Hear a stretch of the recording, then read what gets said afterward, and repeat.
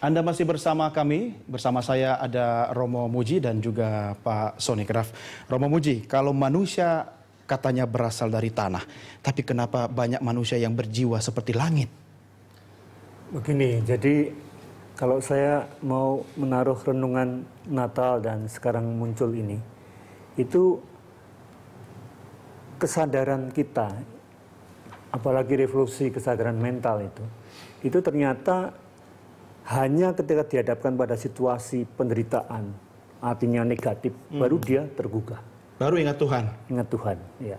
Juga coba tsunami yang besok kita rayakan itu kan menjadi mendalam sekali, sampai akhirnya kita juga saling bersatu untuk itu. Lalu coba di tempat-tempat di mana terjadi bencana atau apa musibah itu, lalu kita solidarnya lebih kuat tentunya. Tapi selama itu kan kayak di bawah kesadaran itu ya kan. Tapi masa harus dikasih bencana melulu, Romo? Karena itu sebenarnya yang menjadi tugas itu adalah pendidikan.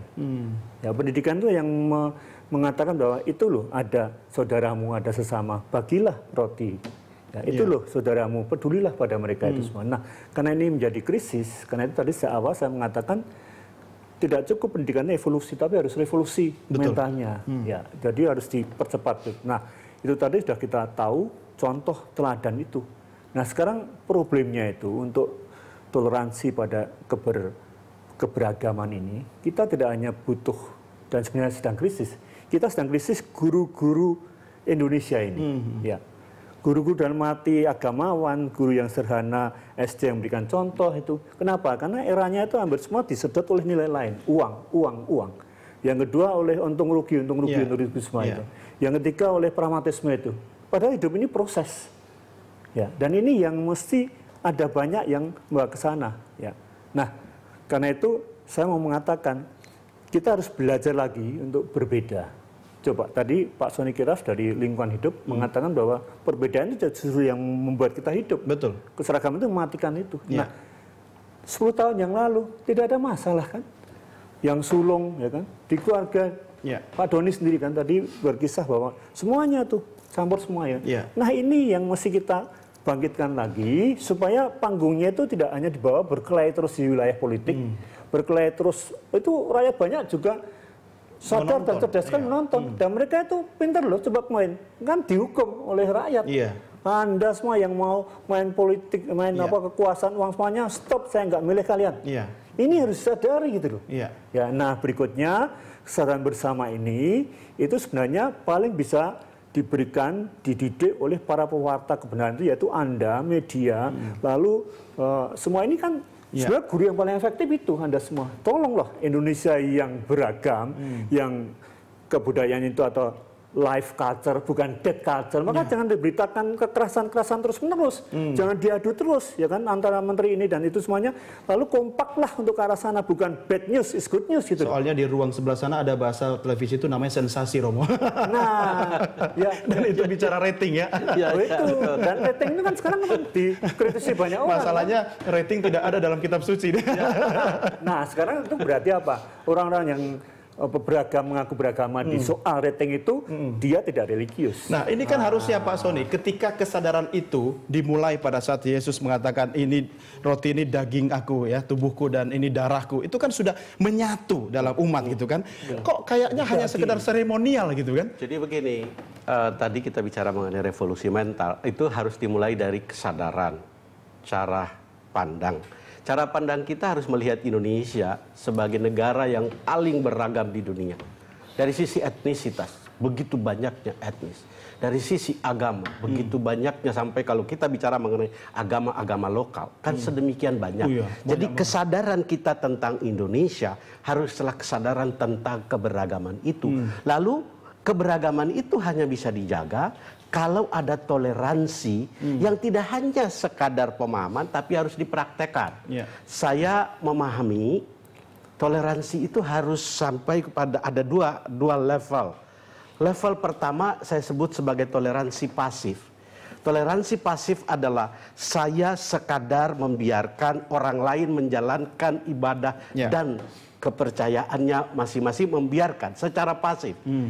toleransi yang kita butuhkan untuk merawat keragaman Indonesia harus sampai kepada toleransi yang aktif, yaitu mendorong orang lain untuk menjalankan agamanya secara murni. Ketika dia menjadi saleh dalam agamanya, Indonesia akan tenang dan damai. Demikian pula orang lain yang beragama berbeda dengan saya, kalau dia mempraktekkan toleransi pasif, dia harus mengingatkan saya untuk harus ke gereja. Dan kalau saya menjalankan iman saya secara baik, saya punya kontribusi terhadap kedamaian, perdamaian, dan keragaman Indonesia. Dan feedbacknya akan bukan dirasakan melarang juga. dia untuk tidak boleh ke masjid. Justru saya harus mengingatkan, kamu harus berdoa 5 kali sehari. Disitulah saya melaksanakan toleransi aktif tadi. Kalau pasif kan, kamu mau berdoa atau tidak urusanmu. Tapi kalau aktif, saya mendorong dan saya mengalami. Didorong menjalankan keyakinannya, Keyakinan saya. Dan bukan kita. menarik orang lain sekadar untuk masuk menjadi Pak seperti Sony, bisa saya nggak? mengalami itu. Saya diingatkan oleh teman saya, kamu harus bangun ke gereja. Dia Islam. Tiap hari dia berdoa 5 kali. Dia paksa saya, kamu harus ke gereja. Bayangkan. Bukannya dia senang ya? Bukan dia melarang saya ke gereja. Dia memaksa kamu harus ke gereja. Disitulah toleransi aktif itu. Dan disitulah kita merawat keberagaman Indonesia. Bisa nggak Pak Sony ini diturunkan dalam proses rekrutmen politik, hal-hal seperti ini, biar kader-kader politik itu bisa direkrut, dilihat kualitas keimanannya? Seharusnya rekrutmen politik itu terkait dengan ideologi masing-masing partai.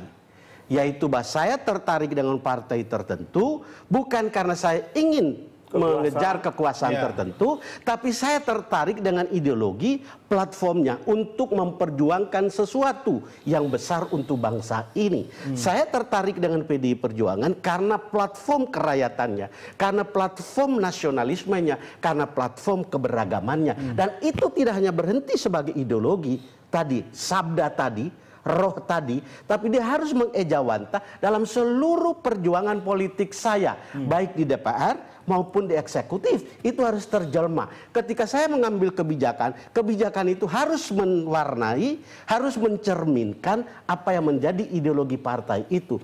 Problemnya, hari ini di Indonesia belum banyak partai yang sungguh-sungguh ideologis. Masih banyak partai yang lebih pragmatis. Karena apa? Pemilih pun kemudian ini kan seperti telur dan ayam. Mana laku jualan mengenai lingkungan hidup? Mana laku jualan mengenai pembelaan terhadap buruh? Mana laku jualan mengenai keberpihakan kepada rakyat kecil? Tidak. Ada sensasi politik juga ya. Karena Tapi bapak-bapak, saya harus break dulu karena kita masih punya satu segmen lagi di kesempatan berikutnya. Kami akan segera kembali pemirsa, tetap bersama kami.